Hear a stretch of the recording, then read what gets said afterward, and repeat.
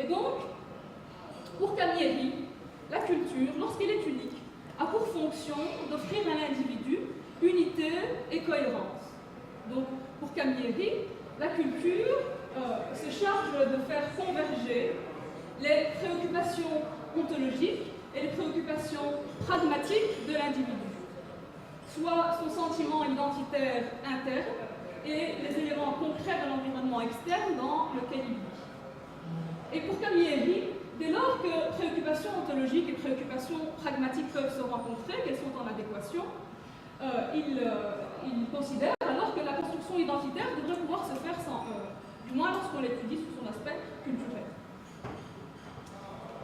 Là où le bas peut blesser, c'est lorsque la double culture est au rendez-vous et que préoccupations ontologiques et préoccupations pragmatiques soit s'opposent fondamentalement, soit s'opposent sur de nombreux points.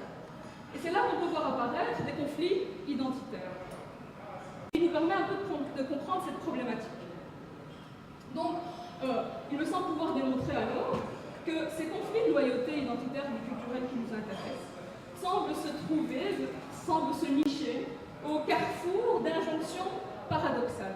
Pourquoi ce sont des injonctions paradoxales? Puisqu'elles émanent d'une part de la culture d'origine par les liens du sang des patients observés, la culture marocaine, et d'autre part de leur culture d'origine par les liens du sol, la culture belge. Et ces deux cultures pouvant être souvent antinomiques, il va y avoir l'apparition d'un conflit de loyauté.